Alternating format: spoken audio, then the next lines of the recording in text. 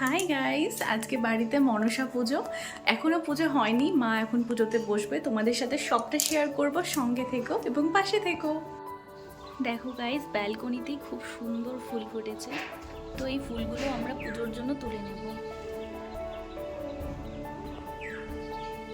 ফুল তোলা সকালেই হয়ে গেছে, তারপর আমি ব্যালকনি থেকে কয়েকটা ফুল তুলে নেব। সকালে ফুল তুলতে আমার বেশ ভালোই লাগে, চারপাশটা এত সুন্দর আর শান্ত থাকে। ভোরবেলার পরিবেশটা যেন একটু অন্যরকমই লাগে। পুজোর দিনের সকালে যেন শান্তিটা আরও বেশি করে ভালো লাগে। ফুল তোলা হয়ে গেল, এরপর স্নান সেরে একেবারে নিচে চলে গেলাম মায়ের কাছে। গিয়ে দেখি মার প্রায় পুজোর সব কিছুরই তোড়জোড় শুরু করে দিয়েছে। ফল কাটা থেকে শুরু করে নারকেল কোড়ানো, এক এক করে সব কিছুই প্রস্তুত হচ্ছে। আসলে বাড়িতে পুজো মানেই মায়েদের ব্যস্ততা একটু বেশিই থাকে। এবছর আমি নিজে মনসা পূজা করিনি, মাই এবারে পুজোটা করেছে। তবে পুজোর কাজে মাকে যতটা পেরেছি সাহায্য করার চেষ্টা করেছি।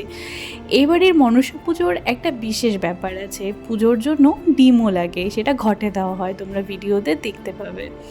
তাই পুজোর অন্যান্য জিনিসের পাশাপাশি ডিমও আগে থেকে নিয়ে রাখা হয়েছিল। প্রতি বছরই এই নিয়মটা মেনে আমাদের বাড়িতে মনসা পূজা করা হয়।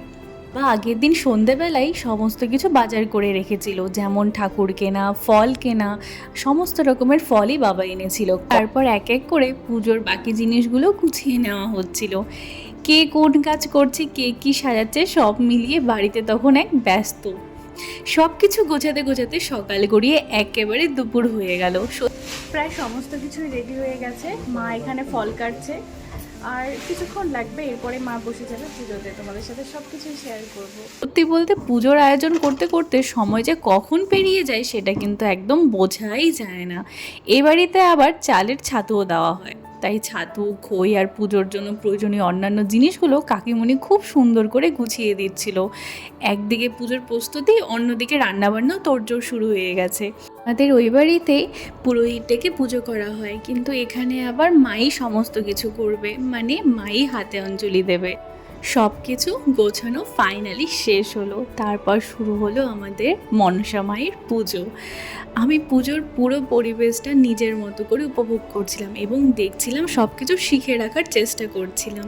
প্রতি বছর এই দিনগুলো কত সুন্দর কিছু স্মৃতি তৈরি করে দিয়ে যায়। পুজো শেষ হওয়ার পর প্রসাদ দেওয়া হলো, মাই সবাইকে প্রসাদ দিল।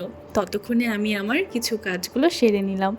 এভাবেই আমাদের বাড়িতে এবারে মনসা পুজোর আয়োজনটা শেষ হলো। খুব বড় কোনো আয়োজন না হলেও পরিবারের সবাই মিলে আর নিজেদের নিয়ম রীতি মেনে পুজো করার আনন্দটাই সবচেয়ে বেশি আলাদা এবং সবচেয়ে বেশি আনন্দদায়ক। হ্যাঁ, অবশ্য আজকের দিনে মায়ের কথা খুব মনে পড়ছিল, কারণ একসাথে মায়ের সাথে পুজো করতাম। তো যাকে, আমার ভিডিও কেমন লাগলো অবশ্যই কমেন্টে